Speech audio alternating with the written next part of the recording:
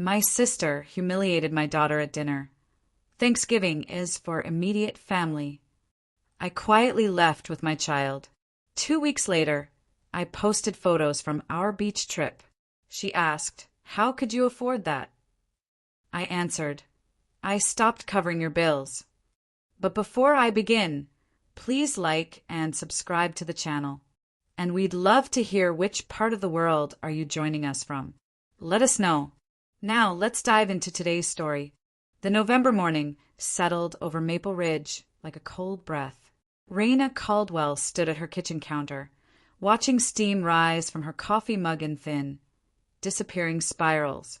Outside, the oak trees had shed most of their leaves, leaving skeletal branches against a gray sky. The air smelled like rain that hadn't fallen yet, mixed with the faint wood smoke from someone's chimney down the street. She wrapped both hands around the ceramic mug, letting the heat seep into her palms. Her sweater was simple, navy blue, soft cotton, nothing that would draw attention or comment. She'd learned that lesson years ago. Around her sister Blair, anything nice became a conversation. Anything expensive became an accusation. "Mom." Lila's voice drifted from the living room. "Should I bring my book?" Raina turned. Her daughter sat cross-legged on the couch, already dressed in the outfit they'd picked out together the night before. Dark jeans, a cream-colored sweater with small embroidered flowers at the collar. Her brown hair was pulled back in a ponytail, still damp from her morning shower. "It's just dinner, baby. We won't be there that long." Lila looked up, her dark eyes thoughtful in a way that made her seem older than 10. "But what if it's boring?" Raina smiled despite herself. "Then we'll be bored together." The pecan pie sat on the counter, wrapped carefully in foil. Lila had helped roll out the crust yesterday afternoon, her small hands dusted with flour, tongue caught between her teeth in concentration. They'd measured the corn syrup together, cracked the eggs, chopped the pecans into uneven pieces because Lila insisted they tasted better that way. Raina picked up the pie, feeling its weight in her hands. Still warm from the oven this morning. The foil crinkled under her fingers. "Ready?" she asked. Lila hopped off the couch, grabbing the paper bag they'd decorated with fall leaves drawn in crayon. She'd written "Happy Thanksgiving" across the front in careful block letters. They walked out into the morning cold. The driveway was wet with dew, and their breath came out in small clouds. Raina unlocked her Honda. Nothing fancy, 6 years old, paid off, and waited while Lila climbed into the passenger seat, holding the pie bag on her lap like something precious. The engine turned over smooth and steady. Raina backed out of the driveway, watching her small house disappear in the rearview mirror. It wasn't much. 2 bedrooms, 1 bathroom, a kitchen that barely fit a table. But it was theirs, paid for with her salary from the hospital where she worked as a medical billing specialist. Clean, safe, no one else's name on the deed. She turned onto Main Street, passing the church with its white steeple, the elementary school where Lila went every weekday, the coffee shop that would be closed today. The town looked empty, everyone tucked into their own homes, their own kitchens, their own family dramas. Lila hummed something under her breath, a song from school. Her sneakers tapped against the floor mat in rhythm. "Aunt Blair's house is really big, right?" Lila asked after a while. "It is." "Bigger than ours?" "Much bigger." Lila thought about that, staring out the window at the passing trees. "Does that mean she's happy?" Raina's hands tightened on the steering wheel. Just for a second. Then she forced herself to relax, to keep her voice normal. "Having a big house doesn't make you happy, sweetie." "Then what does?" The question hung in the air between them. Raina didn't have a good answer. Or maybe she did, but it felt too complicated to explain to a 10-year-old on Thanksgiving morning. "Being kind," she said finally. "Being honest. Taking care of the people you love." Lila nodded, satisfied with that. She went back to humming. They drove past the town limits, onto Highway 16 that wound north toward Lake Norman. The houses started getting bigger here, set back from the road, surrounded by trees and pristine lawns that someone else maintained. Stone mailboxes, circular driveways, the kind of neighborhood where people drove German cars and belonged to country clubs. Blair's house sat near the water, tucked into a development called Harbor Point Estates. Raina had been here before, many times, always with that same tightness in her chest, that same careful expression on her face. The house was beautiful, she couldn't deny that. Brick facade, white columns, a porch that wrapped around the front with rocking chairs no one ever sat in. She pulled into the driveway behind 3 other cars she recognized. Her cousin David's SUV, her Aunt Patricia's sedan, Blair's own Mercedes, gleaming in the weak sunlight. "There's a lot of people here," Lila observed. "It's Thanksgiving. That's the point." But even as she said it, Raina felt that old familiar wariness settle into her bones. Family gatherings with Blair always had an edge to them, a performance quality. Everything had to look perfect, sound perfect, seem perfect from the outside. They got out of the car. The air here smelled different than in town. Cleaner, maybe, or just more expensive. Raina took the pie from Lila, and they walked up the stone pathway together, past the manicured shrubs and the dormant flower beds that would bloom again in spring. Before Raina could knock, the front door swung open. Blair stood there, framed in the doorway like a portrait. She'd always been beautiful in that sharp, deliberate way. Perfectly styled blonde hair that fell just past her shoulders. Makeup that looked natural but probably took an hour. A cream-colored dress that fit her like it had been tailored, which it probably had. Heels that added 3 inches to her height. She smiled wide, all teeth and practiced warmth. "Raina, you made it." As if there had been any question.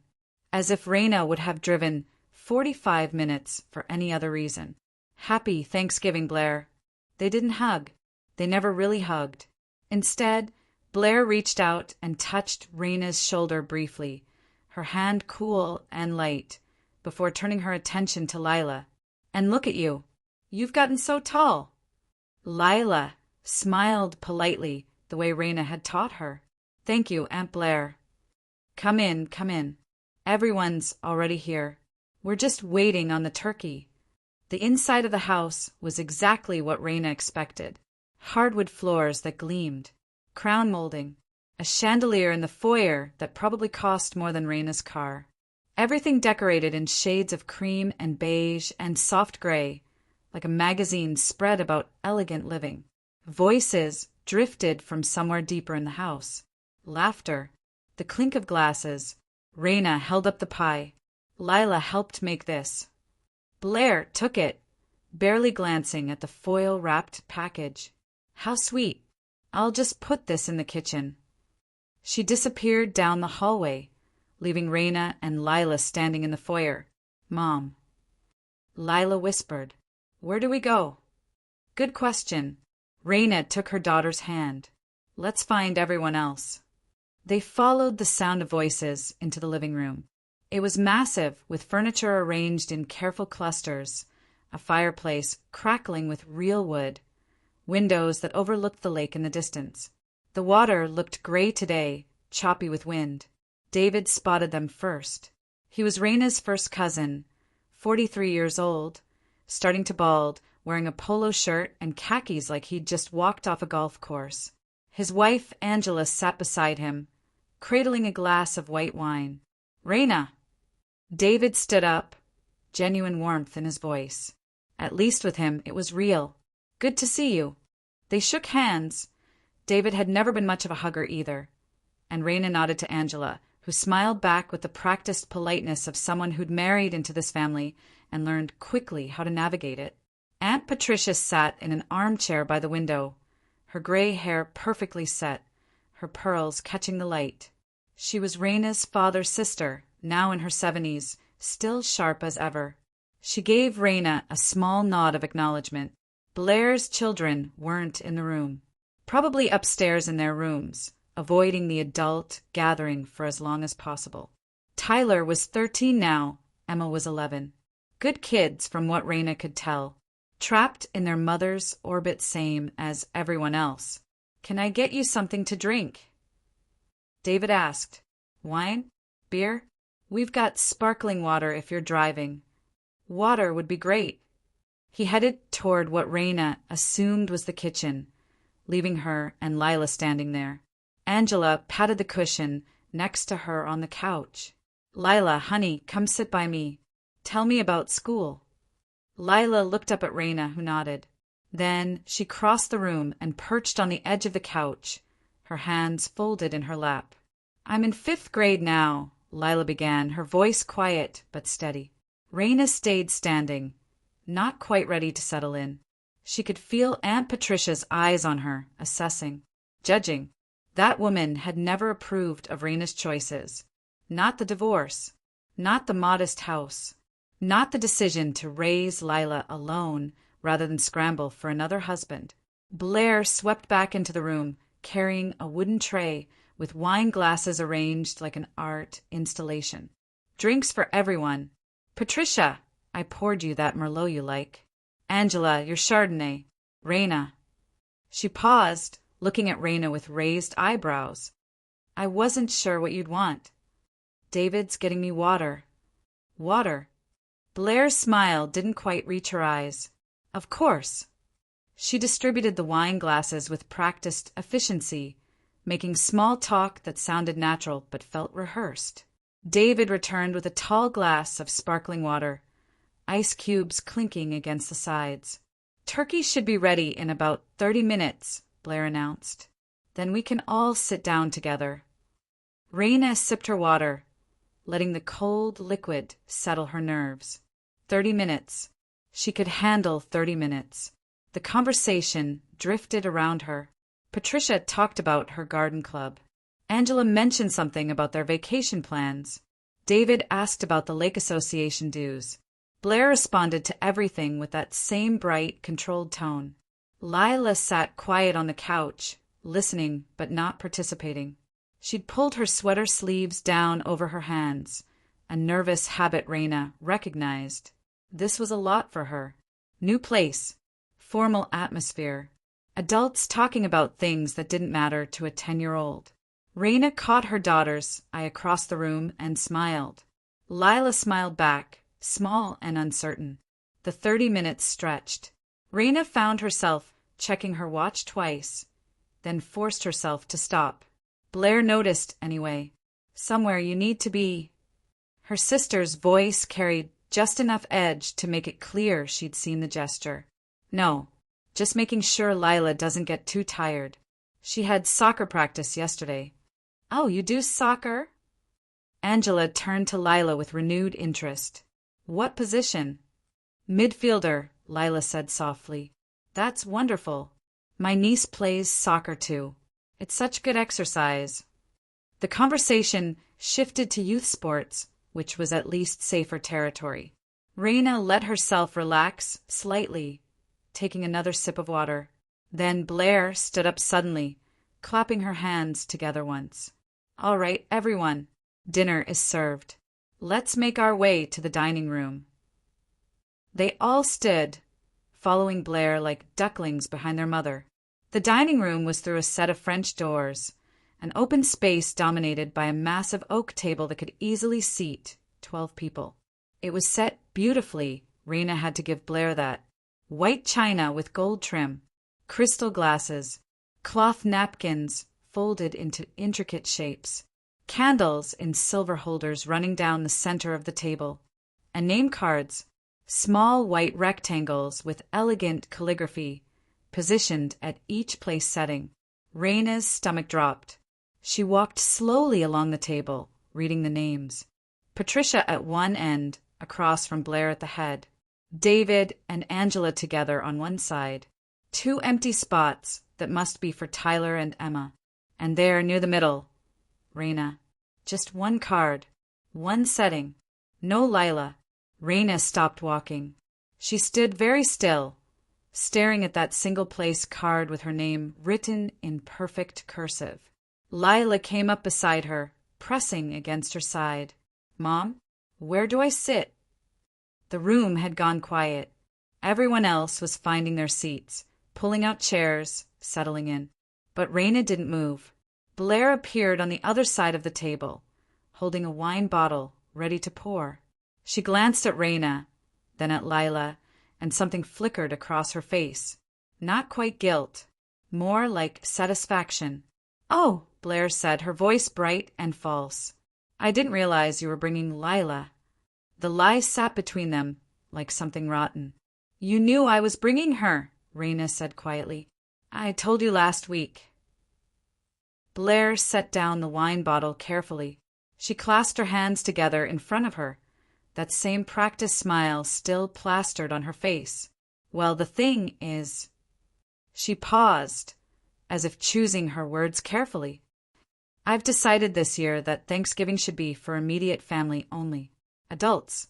You understand."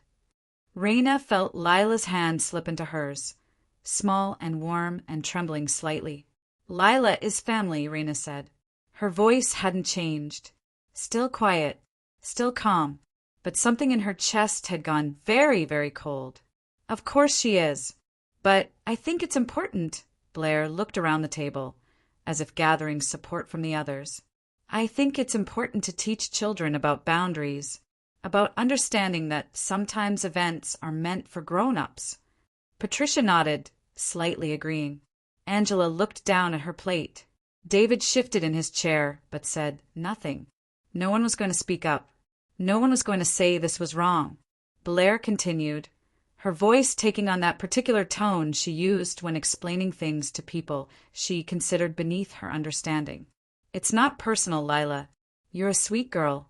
But Thanksgiving is a time for adults to gather and reflect and have mature conversations. I'm sure you understand." Lila didn't respond. She just pressed closer to Raina's side, her face turned down, her shoulders hunched. Raina looked at her sister across that perfect table with its perfect settings and perfect food. She looked at the name card that said Raina and nothing else. She looked at Blair's smile, so thin it could cut glass. For a moment, just a brief, flickering moment, Raina felt the weight of every year, every slight, every carefully aimed comment designed to make her feel less than.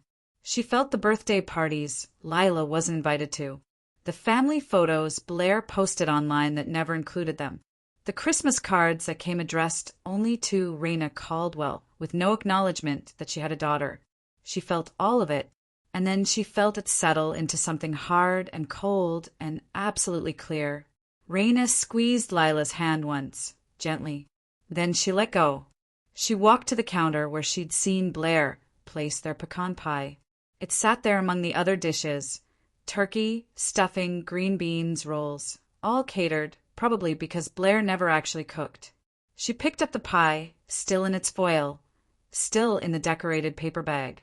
"Raina," Blair said, warning in her voice now. "Don't be dramatic." Raina turned to face her sister. "I'm not being dramatic. I'm leaving." "You're leaving? Over this? Don't you think you're being a bit oversensitive?" "No." Raina's voice was steady as stone. "I don't."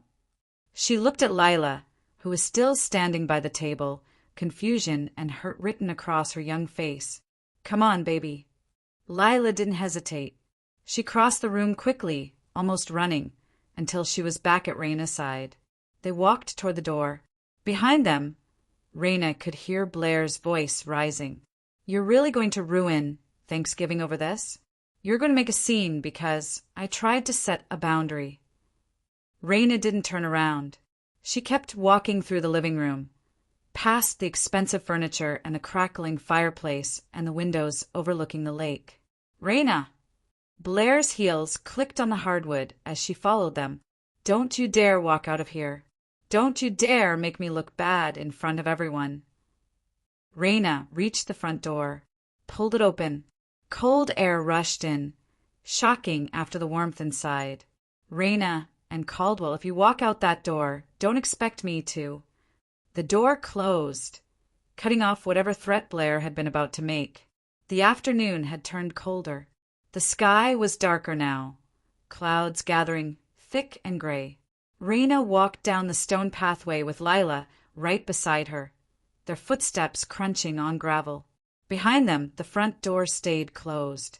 No one followed. No one called after them. No one came to apologize or explain or make it right. They reached the car.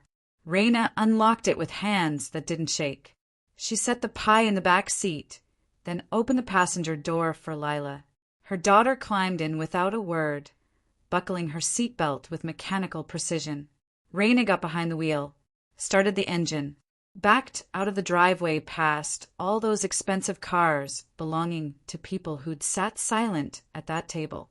She drove past the stone mailbox, past the manicured entrance to Harbor Point Estates, back onto Highway 16 heading south toward Maple Ridge. The car was quiet. No radio, no humming, just the sound of tires on pavement and wind whistling through a gap in the window sill. After 5 minutes, Lila spoke. "Did I do something wrong?" The question landed like a punch. Raina's hands gripped the steering wheel tighter. She wanted to pull over, wanted to stop the car and pull her daughter into her arms and explain that none of this was her fault. But they were on the highway, cars passing them at 60 miles per hour, and all she could do was keep driving. "No," Raina said, forcing her voice to stay level. "You were perfect. You are perfect." "Then why didn't Aunt Blair want me there?" How did you explain cruelty to a child? How did you explain that some people hurt others not out of anger or hate, but out of something smaller and meaner? The need to feel superior, to establish hierarchy, to prove they had power. Because Aunt Blair... Raina paused, choosing her words carefully. Because Aunt Blair has problems that have nothing to do with you. Problems that are hers to figure out. But I helped make the pie. I know, baby. And I was good. I was polite. I did everything right. You did. You did everything right. Lila turned to look out the window, her reflection visible in the glass. She looked small, lost. "I don't want to go back there," she said finally. "We won't." "Promise." Raina glanced at her daughter, this fierce, brave, beautiful child who deserved so much better than what she'd just experienced. "Promise." They drove past Lake Norman, its gray water churning with wind, past the big houses with their 3-car garages and their holiday decorations already up, past all that manufactured perfection hiding complicated, ugly truths. Raina's mind was already moving forward, not with anger. Anger was hot and reactive and burned out quickly. What she felt was colder than that, clearer. Blair had forgotten something important. She'd forgotten that Raina had never been the one to react first, to lash out impulsively, to make a scene. Raina was the one who waited, who planned, who remembered every detail and every debt. And Blair owed her more than she could possibly imagine. They reached the town limits of Maple Ridge just as the first drops of rain began to fall, small and cold, spattering against the windshield. By the time Raina pulled into their driveway, it was coming down steady. She turned off the engine. They sat there for a moment, listening to rain drum on the roof of the car. "Can we have pie for dinner?" Lila asked quietly. Raina looked back at the foil-wrapped package in the back seat. They'd made it together. It was theirs. "Yeah," she said. "We can." They ran through the rain to the front door, shoulders hunched, shoes splashing in puddles.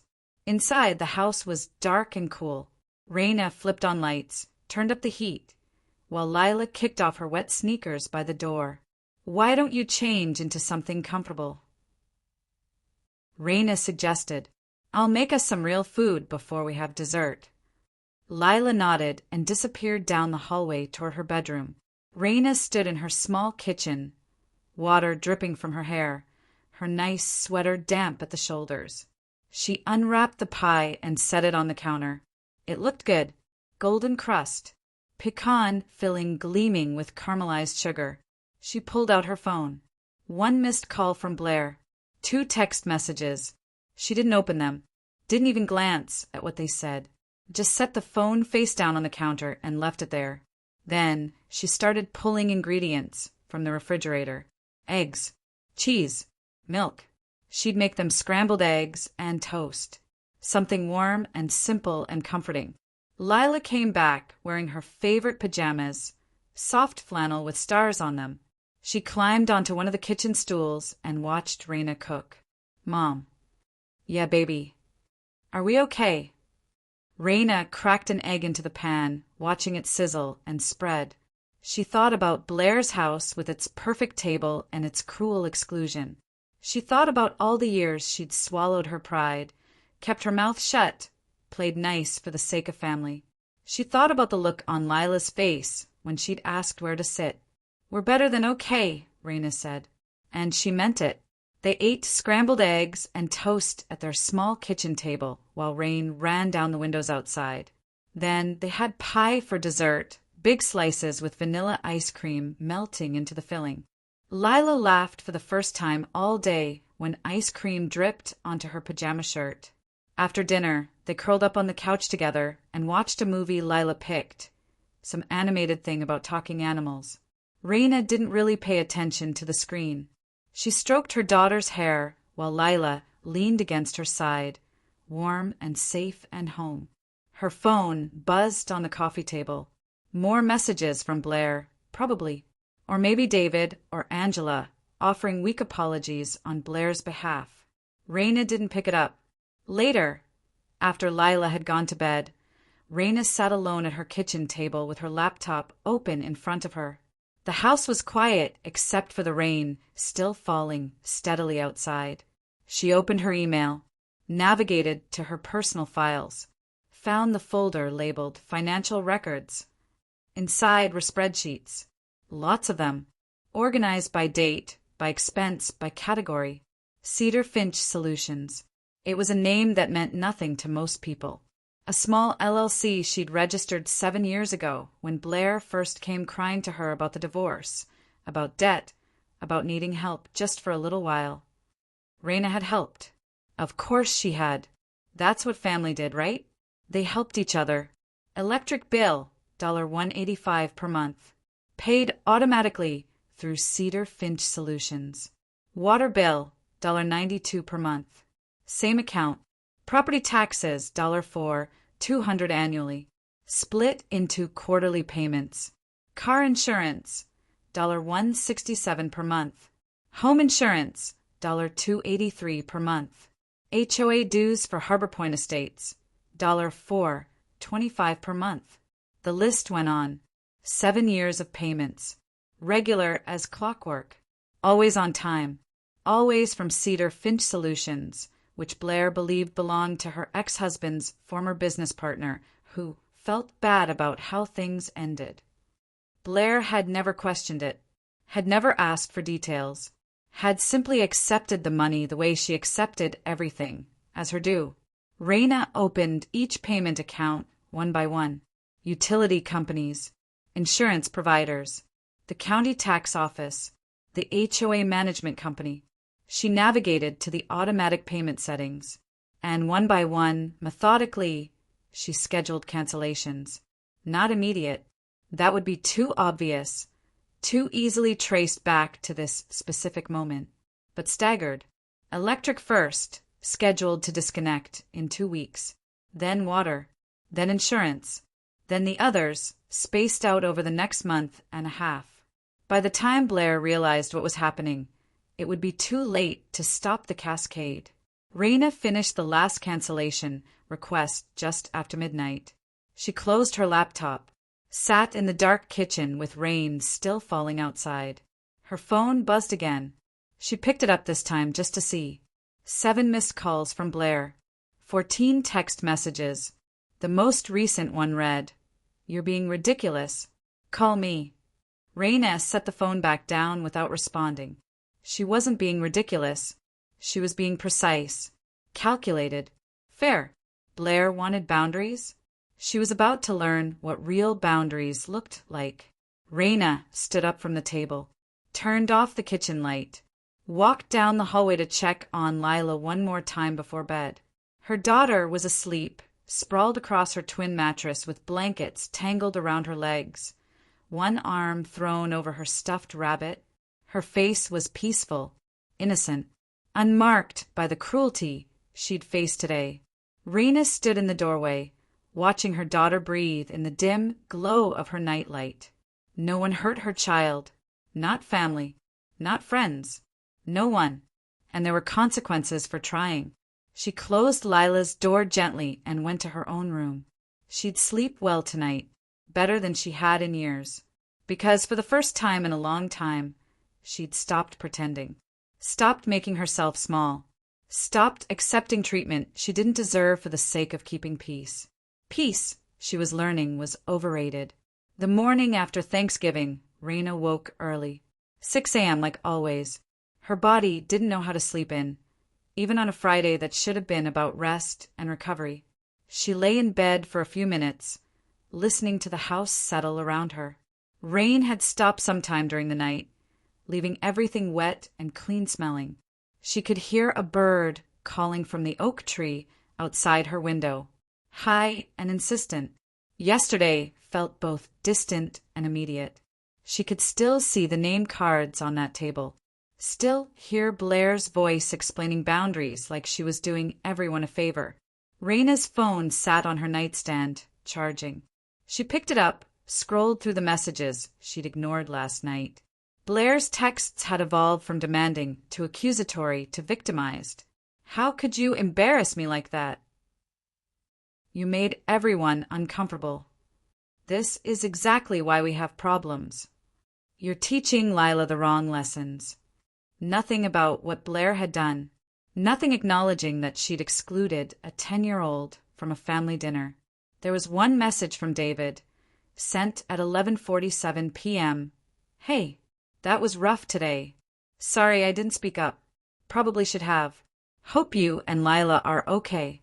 At least David had some self-awareness. It didn't change anything, but at least he recognized his own cowardice. Rena didn't respond to any of them. She set her phone down and got up. The kitchen was cold. She turned on the heat, started coffee brewing, pulled out ingredients for pancakes. When Lila was upset, pancakes helped. Something about the ritual of mixing batter, watching circles of dough bubble and brown, flipping them with practiced timing. Lila emerged from her room around 7, still in her star pajamas, hair wild from sleep.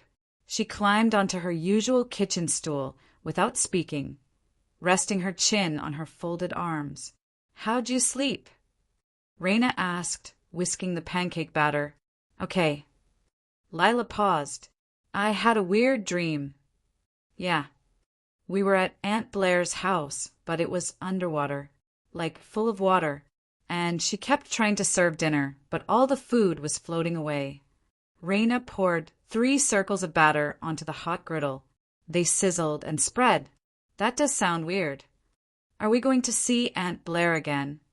Not if I can help it. Lila nodded, accepting this. Good. They ate pancakes with maple syrup while morning light filtered through the kitchen windows. Afterward, Lila helped wash dishes. She dried while Rena washed, and then settled on the couch with a book about dragons. Rena went to her bedroom, closed the door, and opened her laptop again.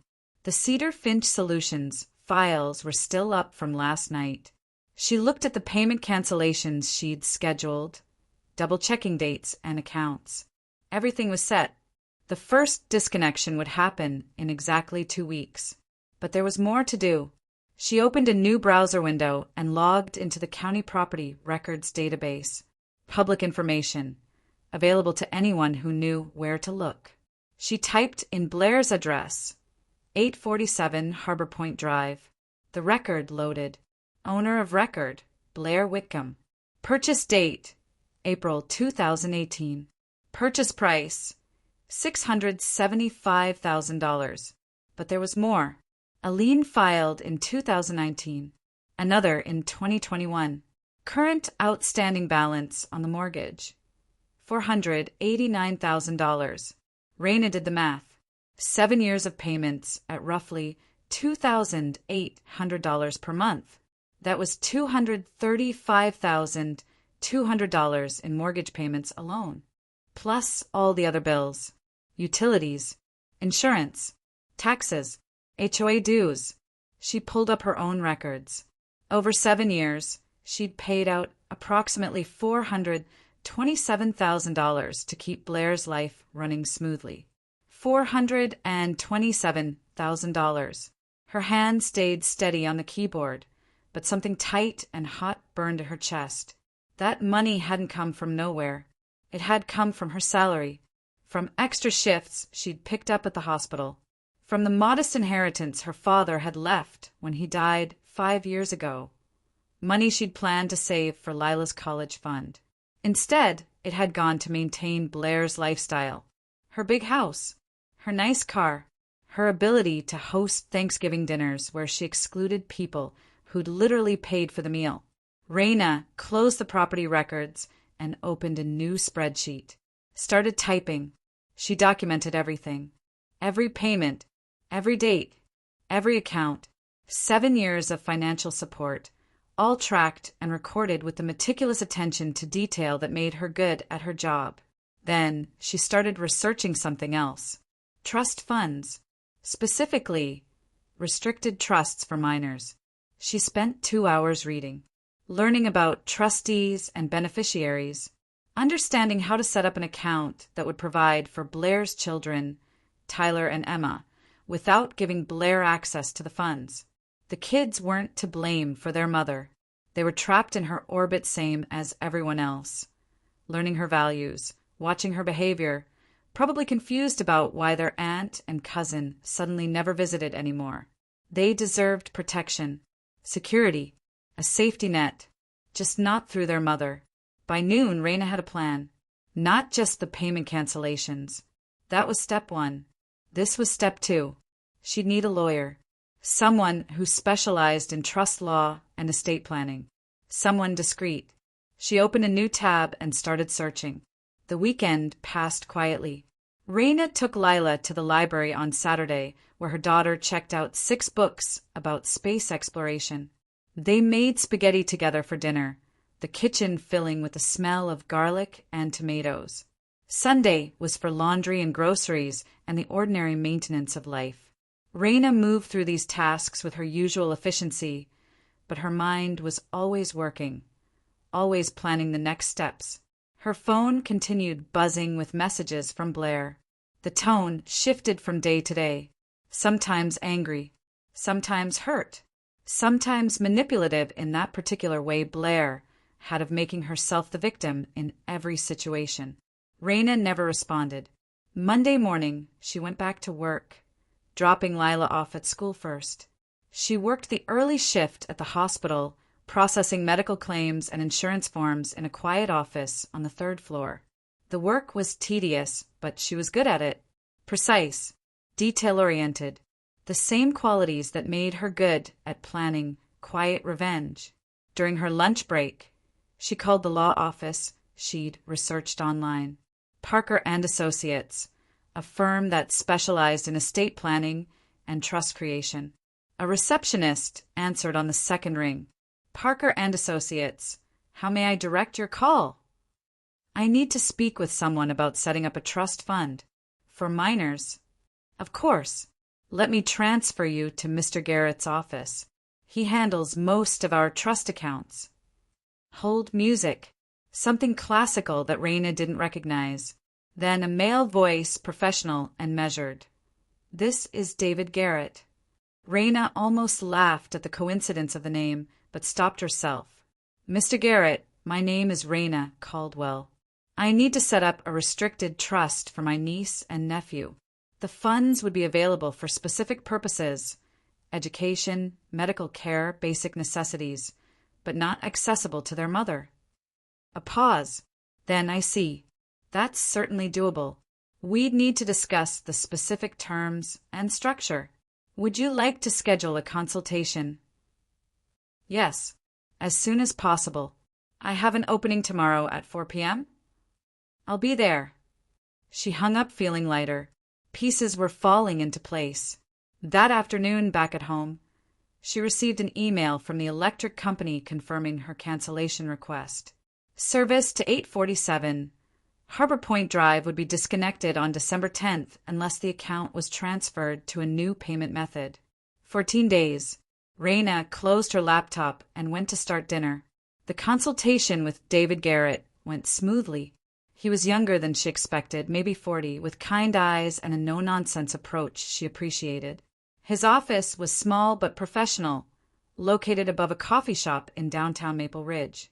"So you want to provide for your niece and nephew without going through their mother," he summarized after she'd explained the situation. "That's not uncommon in family situations where there's concern about how funds might be used." "Exactly. And you mentioned you've been supporting the family financially for several years." 7 years. I have documentation. His eyebrows rose slightly. "May I ask why you're making this change now?" Raina considered her answer carefully. "Because my sister has demonstrated that she doesn't value my contribution, or me, or my daughter, and I'm done enabling her. But I don't want her children to suffer for her behavior." He nodded slowly. "Fair enough. Let me explain how we can structure this." For the next hour, they discussed the technical details. The trust would be irrevocable, meaning once funded, Raina couldn't take the money back. Tyler and Emma would be the beneficiaries, with distributions controlled by a trustee, Raina herself, or someone she designated. The funds could only be used for approved purposes: school tuition, medical expenses, basic necessities like clothing and food. Blair would have no access, no control, no ability to divert the money for her own purposes. "I should mention," Garrett said carefully, "that this kind of trust can create family conflict. Your sister will likely be unhappy." Raina met his eyes directly. "She'll be more than unhappy. She'll be furious. And you're prepared for that." "I am." He studied her for a moment, then nodded. "All right, let's draw up the paperwork." They settled on an initial trust funding of $50,000, a portion of what Raina had paid out over the years, earmarked specifically for the kids. She'd save the rest, rebuild her savings, fund Lila's actual college account instead of subsidizing Blair's lifestyle. "This will take about 2 weeks to finalize," Garrett explained. "I'll prepare the trust documents, and we'll schedule a signing. Once that's done, the account is active."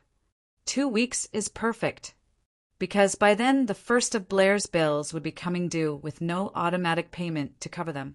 Raina left the law office as the sun was setting, painting the sky in shades of orange and gold. She felt something she hadn't felt in years: free. Days passed.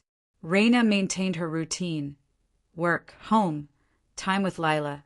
Normal life, continuing while everything shifted beneath the surface. Her phone still buzzed with messages from Blair, but they decreased in frequency, down to once or twice a day. Probably because Blair was realizing that Raina wasn't going to respond, wasn't going to apologize, wasn't going to come crawling back asking for forgiveness. On December 8th, 2 days before the scheduled electric disconnection, Raina made a decision. She needed a break, something positive, something to mark this new chapter. That evening after dinner, she asked Lila, "How would you feel about a beach trip?" Lila looked up from her homework, eyes wide. "When?" "This weekend. Just you and me. We could drive down to Emerald Isle, walk on the beach, get away for a couple days." "Really? Really?" Lila's face lit up in a way that made Raina's chest ache. When was the last time she'd seen her daughter look that purely happy? "Can we collect shells?" "As many as you want." They left Friday after school, Raina's Honda packed with overnight bags and beach towels. The drive took 3 hours, highway gradually giving way to coastal roads, pine trees yielding to salt marsh grass. They arrived at the coast just as the sun was setting over the ocean. Raina had booked a small motel right on the beach, nothing fancy but clean and affordable with a view of the waves. Lila pressed her face against the car window. "Mom, look, the ocean." They checked in quickly, dumped their bags in the room, and went straight to the beach despite the late hour. The sand was cold under their feet, the wind sharp and salty. Lila ran ahead, laughing, chasing seagulls that wheeled and cried overhead. Raina followed more slowly, breathing in the ocean air, feeling tension drain from her shoulders. Out here, Blair's house and that terrible Thanksgiving felt very far away. They stayed on the beach until full dark, until stars appeared overhead and the motel lights behind them were the only brightness. Then they went inside, ordered pizza from a place down the road, and ate it sitting cross-legged on one of the beds while watching a sitcom on the small TV. Lila fell asleep curled against Raina's side, pizza sauce on her cheek. Raina carried her to the other bed, tucked blankets around her, watched her daughter's peaceful face in the dim light filtering through the curtains. Tomorrow they'd wake up and walk on the beach again. They'd collect shells.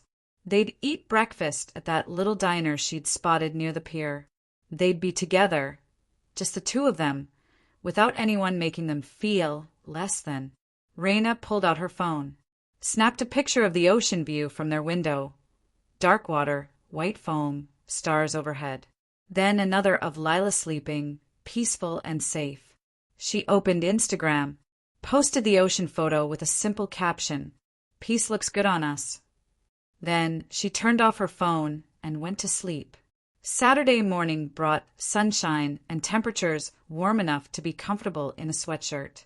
They ate pancakes at the diner, chocolate chip for Lila, blueberry for Raina, and then spent hours on the beach.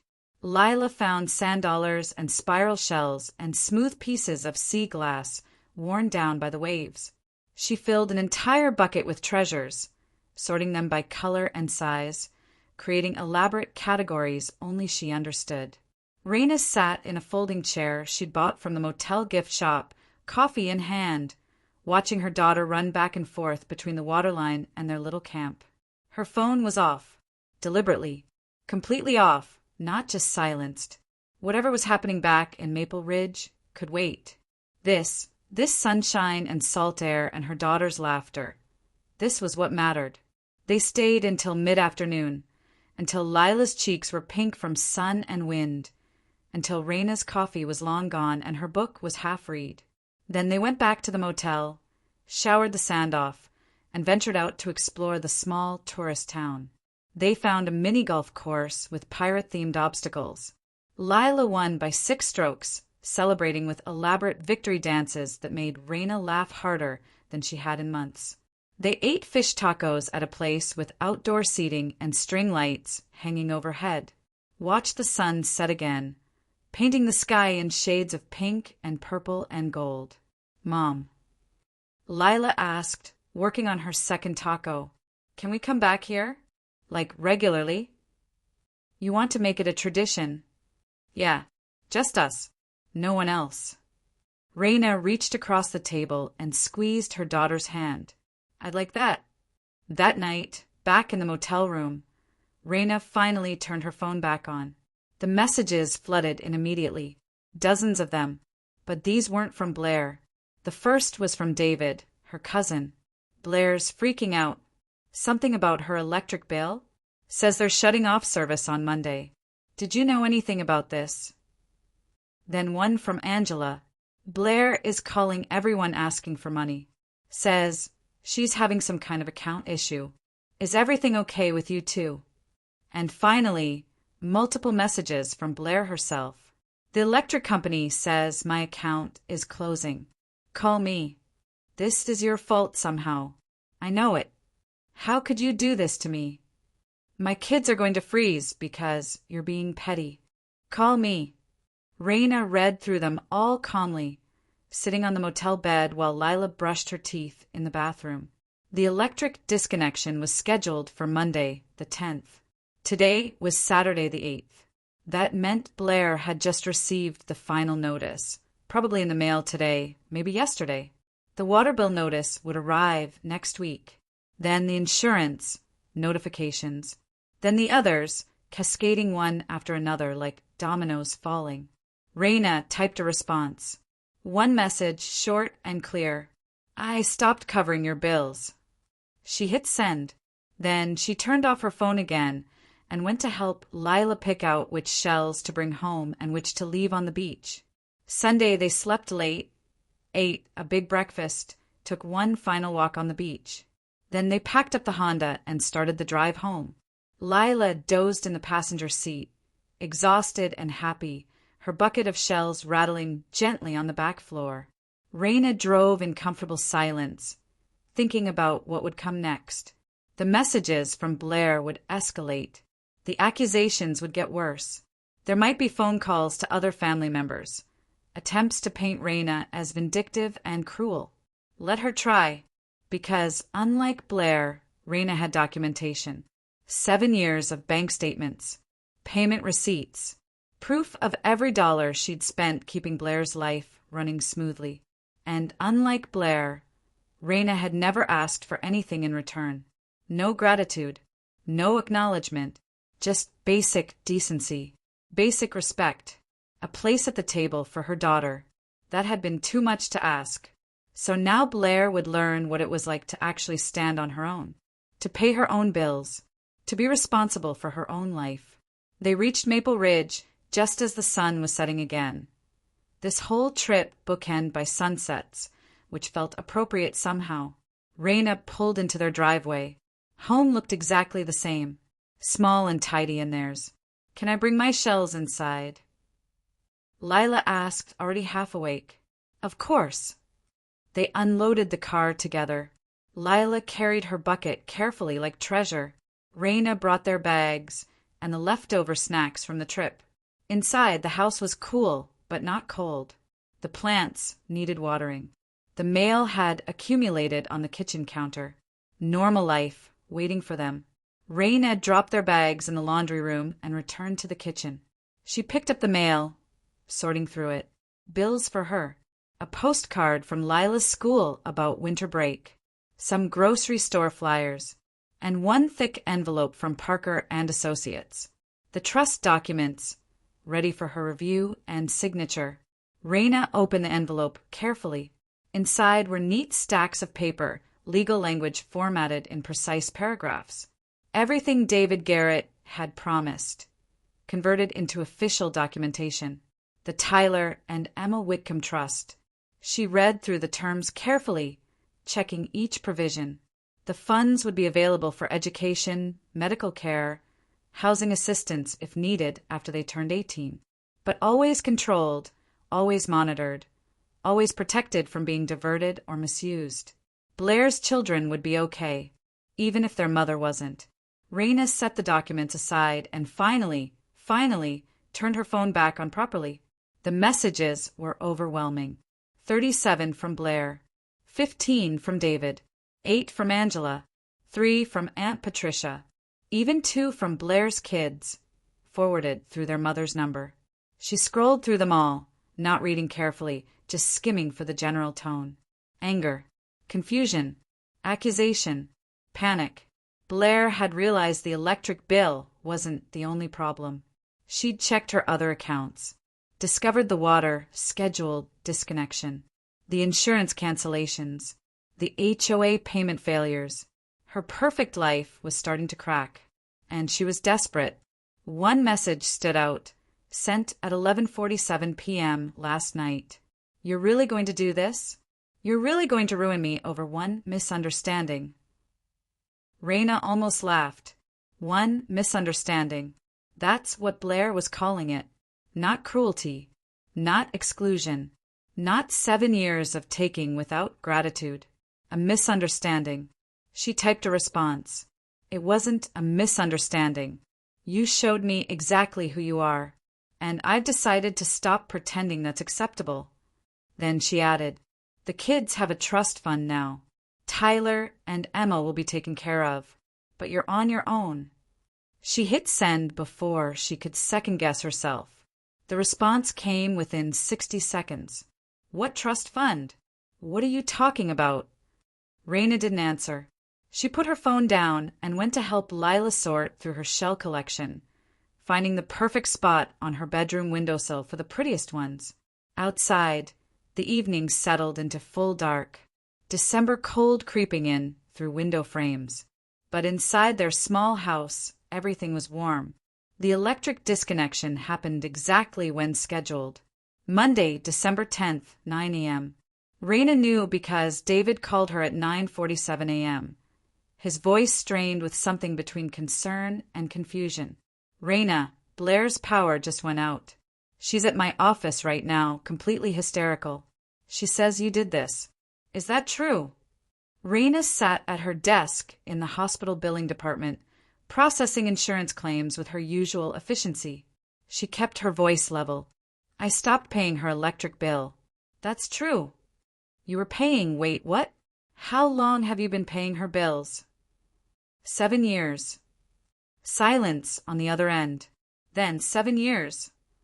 Every utility, property taxes, insurance, HOA dues, all of it. Approximately $427,000 total. She heard David exhale slowly. Jesus Christ. She thought it was her ex-husband's friend, someone named Cedar Finch. She never questioned where the money came from. And you just stopped. I did. Another pause. Because of Thanksgiving. Because of a lot of things, Raina corrected. Thanksgiving was just the last straw. Okay, I get that. But Raina, she's got kids. It's December. They're going to freeze. No, they won't. I set up a trust fund for Tyler and Emma. It covers education, medical care, basic necessities. They'll be fine. But not Blair. Not Blair. David let out a long breath. She's going to fight this. You know that. Let her try. I mean legally. She's talking about lawyers. Raina almost smiled. I have a lawyer too. And 7 years of documentation showing exactly what I paid and why. Every receipt, every transaction, all perfectly legal, all clearly voluntary support that I'm now choosing to stop. There's nothing to fight. She says you're trying to ruin her life. I'm not trying to ruin anything. I'm just not propping her up anymore. She could hear voices in the background on David's end. Blair, probably demanding to know what Raina was saying. Look, David said, dropping his voice. I know Thanksgiving was messed up. I should have said something. But this seems really extreme. Does it? She excluded my 10-year-old daughter from a family dinner. She spent 7 years taking my money without a single thank you. She posts pictures online of her perfect life while I work extra shifts to fund it. That's not extreme. That's just reality finally catching up. More muffled voices. Then Blair herself was on the line, her voice high and sharp. Raina, you need to fix this right now. No, don't you dare say no to me. I have children. It's winter. You can't just leave us without power. You have your own income, Raina said calmly. You have a job. You have resources. You just need to pay your own bills now, like everyone else. I can't. I don't have. You know I'm barely making ends meet. Because you live beyond your means. That's not my problem anymore. How can you be this cruel? After everything I've been through? After the divorce and... The divorce was 7 years ago, Blair. And I helped you through it. I helped you through all of it. I've been helping you for 7 years. But you showed me at Thanksgiving that my help doesn't matter. That my daughter doesn't matter. That we're not really family to you. Oh my God, you're still stuck on that? Are you serious? It was one dinner. It was the truth. About how you see us. About how you see Lila. Raina kept her voice even, professional, the same tone she used when dealing with difficult insurance adjusters. And now I'm responding accordingly. By trying to destroy me. By stepping back and letting you handle your own life. I could freeze. My kids could. Your kids have a trust fund with $50,000 in it. They'll be fine. You, however, need to call the electric company and set up your own payment plan. I recommend doing it today, since it's cold out. She could hear Blair sputtering, incoherent with rage. David, Raina said, cutting through the noise. I need to get back to work. Tell Blair that all her accounts have been canceled or will be shortly. She needs to contact each service provider and set up new payment arrangements. She has 2 weeks before the next wave of disconnections. Reina. She hung up. Her hands were steady. Her breathing was normal. She felt no guilt, no uncertainty, no second thoughts. Just clarity. She returned to processing insurance claims, her fingers moving efficiently across the keyboard, her mind already 3 steps ahead. The rest of December unfolded like watching dominoes fall. Water service, disconnected December 15th. Homeowners insurance, canceled December 18th. Car insurance, canceled December 20th. Property tax payment, failed December 22nd, putting Blair in arrears with the county. HOA dues, unpaid, generating a fine and a strongly worded letter from the Harbor Point Estates Management Company. Reina tracked it all from a distance. Not because she was gloating, she wasn't, but because she needed to know when each domino fell, when each safety net disappeared. She needed to know that Blair was finally understanding the real cost of her life. The messages from Blair escalated. Texts became phone calls. Phone calls became voicemails. Voicemails became increasingly unhinged rants about betrayal and family and revenge. Reina blocked nothing. She just didn't respond. Other family members started calling too. Aunt Patricia, disapproving and cold, suggesting that Reina was being unreasonable. A few distant cousins she barely knew, who'd apparently heard the story through Blair's filter and wanted to tell her she was wrong. Only David seemed to understand, at least partially. He sent a single text on December 18th. Looked at public records. Saw what you paid. I get it now. Sorry I didn't help at Thanksgiving. Reina didn't respond to him either. She appreciated the acknowledgement, but it didn't change anything. He'd sat silent at that table too. Christmas came. Reina and Lila celebrated quietly at home. They decorated a small tree together, hung stockings on the wall since they didn't have a fireplace, baked cookies shaped like stars and candy canes. Lila asked once if they should send Aunt Blair a card. No, Reina said gently. Not this year. Will we ever? I don't know, baby. Maybe not. Lila nodded, accepting this with the same matter-of-fact wisdom she'd developed since Thanksgiving. That's okay.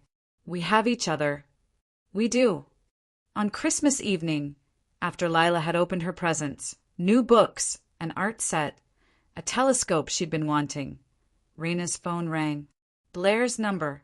She almost didn't answer, almost let it go to voicemail like all the others.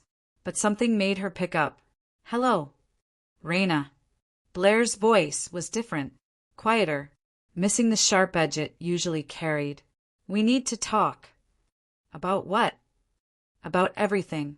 About fixing this. There's nothing to fix. I told you what I did and why. I know. I know what you told me. But there has to be a way forward. We're family. We can't just stop being family. Reina looked at Lila, who was setting up her new telescope by the window, trying to find stars through the winter clouds. You stopped treating us like family first, Reina said. On Thanksgiving. I know I did. And Blair's voice caught. I'm sorry. Okay, I'm sorry. The apology sat between them like something fragile. Too little, too late, offered only after the consequences had become unavoidable. Thank you for saying that, Reina said. But it doesn't change anything. What do you want from me? What do I have to do? Nothing. There's nothing you can do. So that's it? We just never speak again. Maybe. I haven't decided. How can you be this cold? Reina felt that old familiar anger stir. I'm not cold, Blair. I'm done. There's a difference. Please. I'm losing the house. I can't keep up with all the bills without your help. And I know I don't deserve it, but please, think about the kids. I am thinking about the kids. That's why I set up the trust fund. What trust fund? You keep saying that, but I don't understand what you mean. You'll find out soon enough. Reina. Blair, I need to go. My daughter wants to show me her telescope. Don't hang up. Please don't. Raina ended the call. She put her phone down and crossed the room to where Lila was standing. I pressed to the telescope's viewfinder. Can you see anything? Raina asked. Just clouds, but maybe later they'll clear up. Maybe. They stood together at the window, looking out at the dark December sky, waiting for stars that might not appear. But that was okay. They had time. They had patience. They had each other. January came sharp and cold. Raina returned to work after the holiday break, falling back into her routine with relief. Normal life was a comfort after the chaos of December. The messages from Blair had stopped completely. No more texts, no more calls, just silence. Raina didn't know if that meant Blair had figured out how to manage her own bills, or if she'd found someone else to lean on, or if she was spiraling. She told herself she didn't care. Most days she believed it. On January 15th, she received an email from David Garrett at Parker & Associates. Trust documents are finalized and filed. Account is active. Tyler and Emma Whitcomb are listed as beneficiaries with you as trustee. Attached are the final papers for your records. Raina downloaded the PDF and read through it carefully. Everything was in order. The trust was real, legal, irrevocable. The money was protected. The kids would be okay. That night, she sat at her kitchen table with her laptop open. She pulled up her email and composed a message to Blair. There's a trust fund set up for Tyler and Emma.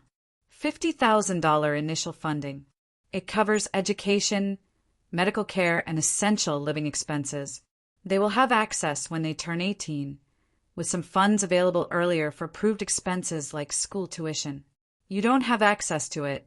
You can't touch it, spend it, or redirect it. This is my final contribution to your family. Make it count. Don't contact me again. She attached the trust documents, showing exactly what was available and under what conditions. Then she sent it. Within 10 minutes, her phone rang. She didn't answer, but the voicemail that came through was different. Shorter, shakier. I don't know what to say. Thank you? I think. Or maybe damn you for doing this without telling me. I don't even know anymore. But the kids, yeah. The kids will be okay. That's something. That's more than I deserve, probably. So thanks, I guess. And I'm sorry. Really sorry. Not just because you're helping my kids, but because you're right. About all of it. I was awful. I am awful. And you didn't deserve that. Lila didn't deserve that. I'm sorry. The message ended. No demands. No manipulation. Just honesty, maybe. Or as close to it as Blair could get. Raina deleted the voicemail. She didn't want to hear it. Didn't want to let it soften her resolve. Because apologies didn't erase actions. They didn't undo hurt. They were just words, and words were cheap compared to the 7 years and $427,000 she'd invested in propping up Blair's life. The meeting happened on January 24th. Blair texted that morning. First contact in weeks. Can we meet? Face to face? Please. I need to understand something. Raina stared at the message for a long time. She could ignore it. Should ignore it. There was nothing to gain from seeing Blair again, from opening that door even a crack. But something in her wanted closure, wanted to look her sister in the eye one last time and make absolutely sure that her message had been received. She typed back, Lakeside Park. 2 p.m. I have 30 minutes. I'll be there. Raina told Lila she had a quick errand to run. Dropped her at a friend's house for a play date. Then she drove to the park alone, arriving 15 minutes early out of habit. It was cold, gray.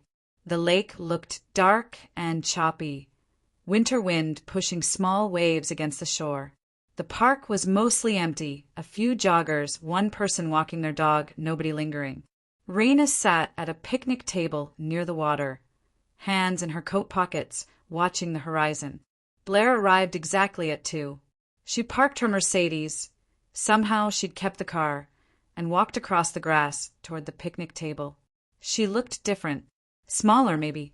Or just less polished. Her hair wasn't styled. Her coat was nice but old. Something Raina recognized from years ago. No makeup or very little. She looked like someone who was finally understanding what real struggle meant. Blair sat down across from Raina without speaking. For a moment, they just looked at each other. "Thanks for meeting me," Blair said finally. Raina nodded. "You said you needed to understand something." "Yeah, I guess I need to understand. How long? How long have you hated me?" The question caught Raina off guard. She'd expected anger or more apologies, or attempts at manipulation. Not this raw vulnerability. "I don't hate you," Raina said. "I never hated you." "Then why all of this? Why would you do this if you don't hate me?" "Because you humiliated my daughter. Because you've taken my help for granted for 7 years. Because you treated us like we were disposable." Blair looked down at her hands. I know I did." "Do you?" "Because that's not what you said at Thanksgiving. You talked about boundaries, about teaching kids lessons. You made it sound like Lila was the problem." "She wasn't. She's never been the problem." "Then what was?" Blair's jaw worked, like she was chewing on words she didn't want to say. When she finally spoke, her voice was barely audible. "I was jealous." "Okay, is that what you want to hear?" "I was jealous of you." Raina blinked. "Of me? You have the big house, the nice car, the perfect life everyone envies." I had those things, and they were all a lie." Blair looked up, her eyes bright with tears she was trying not to shed. "Everything I have had came from you, from your money, and you were doing it while living in that tiny house and working overtime and raising Lila alone. You were happy, actually happy, and I was miserable, drowning, pretending everything was fine while knowing I couldn't survive without your charity." The words hung between them in the cold air. "So you excluded Lila," Raina said slowly, "because you were jealous that I could be happy without all the things you think define success." "No, I mean maybe. I don't know." Blair wiped at her eyes roughly. "I excluded her because in that moment I wanted to hurt you. I wanted you to feel as small as I feel every time I see you managing on your own, doing fine without needing anyone else's approval. You're so damn self-sufficient, Raina. You don't need anyone, and I need everyone, and I hate that about myself." Raina sat back, processing this. It didn't excuse anything, didn't change what Blair had done, but it at least made it make sense in some twisted way. "You should have just talked to me," Raina said. 7 years ago, when all this started. You should have been honest about needing help instead of letting me think it was temporary. Would you have helped if you'd known how deep the debt went?" Honest answer? Probably not to the same extent. "Exactly. So I lied, and I kept lying. And I took your money, and I told myself I deserved it because I was the one who got hurt in the divorce. I was the victim. And somewhere along the way, I started resenting you for helping me. Which makes no sense, but there it is. And Thanksgiving..." Blair closed her eyes. "Thanksgiving was me trying to take back some power, some control. By excluding Lila, I could feel like I was the one making the rules. Like it was still my house and my dinner and my family to decide about. It was petty and cruel, and I knew it even while I was doing it. But you did it anyway. But I did it anyway." They sat in silence. Across the park, a woman threw a tennis ball for her golden retriever, the dog bounding after it with joyful determination. "I talked to a lawyer," Blair said after a while, "about the trust fund. He explained how it works." "Good. Tyler and Emma will have college paid for, medical care, a safety net I can't mess up." Her voice cracked. "You protected them from me. I protected them from instability, from being collateral damage." "Same thing." "Maybe it was." Raina didn't argue. "I also talked to a realtor," Blair continued, "about the house. It's going on the market next month. I can't afford it without everything you were paying. Even if I could, I don't want to. It's too much. Too big. Too much pressure to maintain appearances.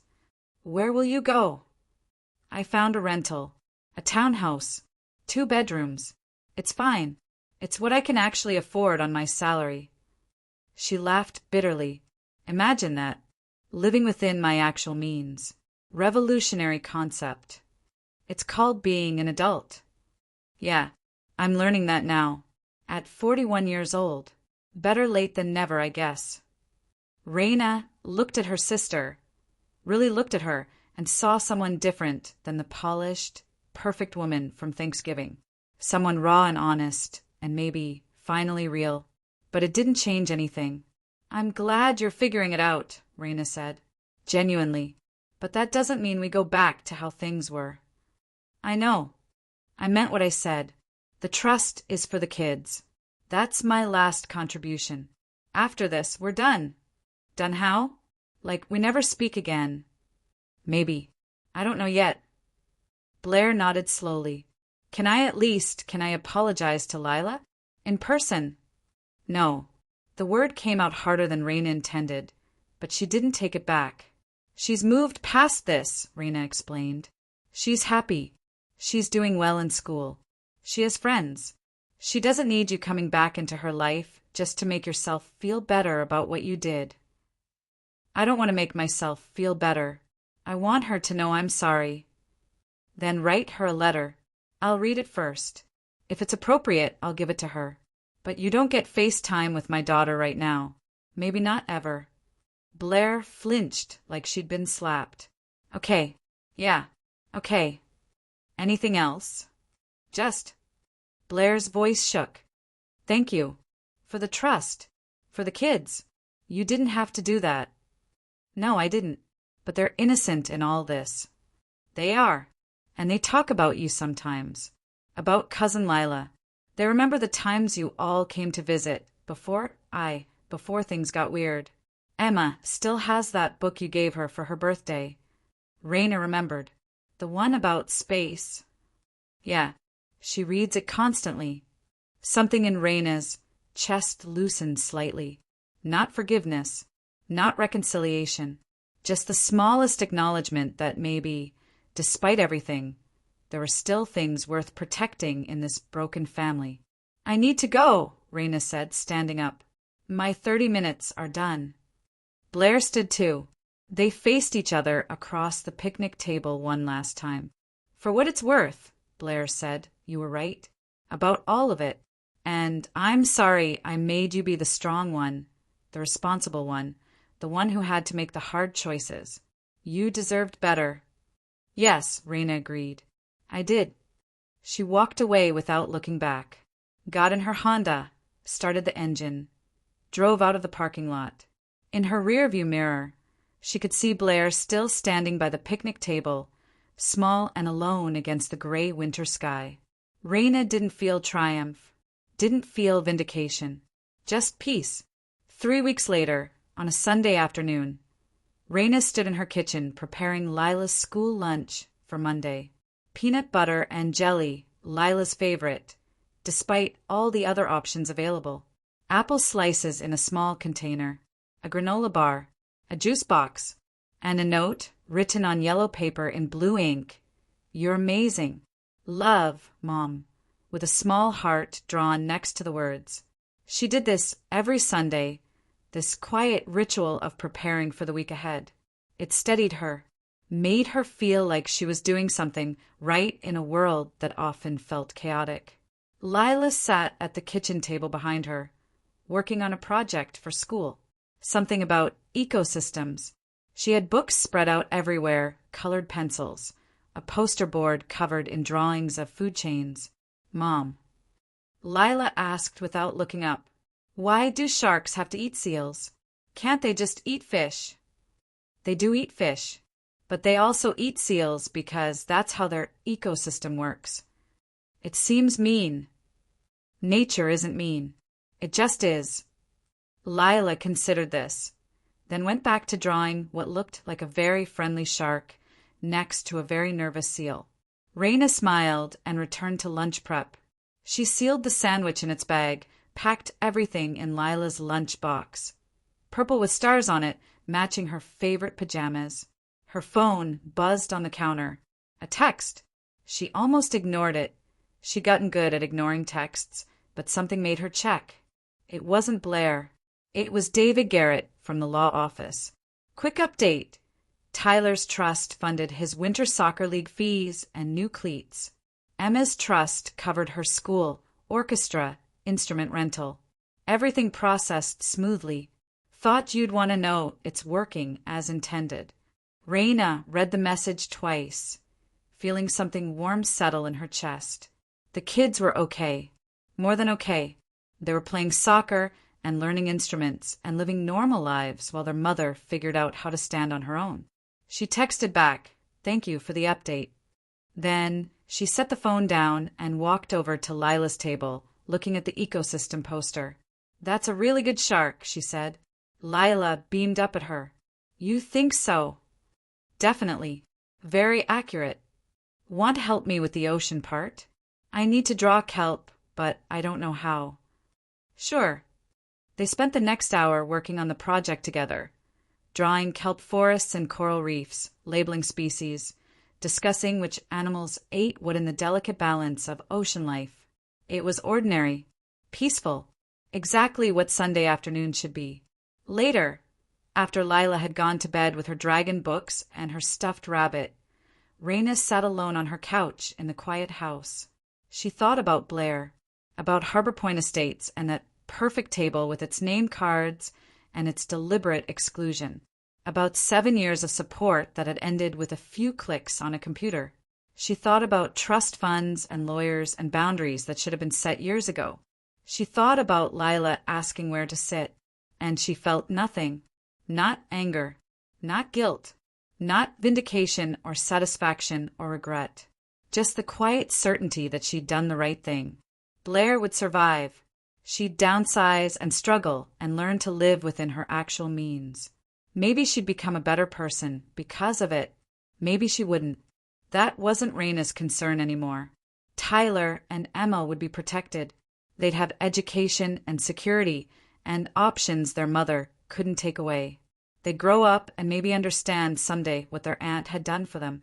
And Lila would grow up knowing that her mother had protected her, had refused to accept disrespect, had taught her through action that you don't have to tolerate cruelty just because it comes from family.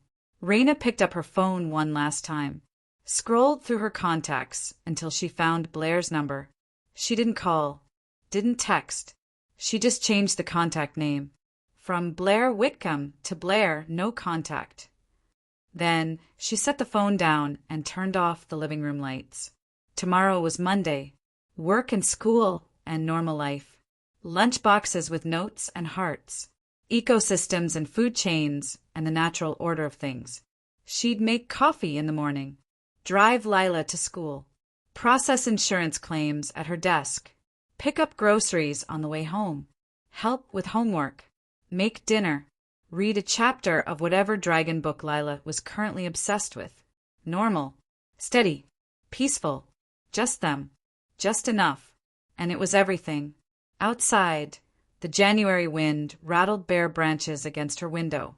Inside, her small house held warmth and safety and all the things that actually mattered. Raina climbed into bed, pulled the blankets up, and closed her eyes. Tomorrow would be exactly like today. And the day after would be exactly like tomorrow. And that was perfect, because she'd finally learned the difference between being alone and being lonely, between having space and being excluded, between family that deserved her and family that didn't. She'd learned that peace wasn't something you found in other people. It was something you built for yourself. One boundary at a time. One difficult choice at a time. One closed door at a time. And she'd built it well.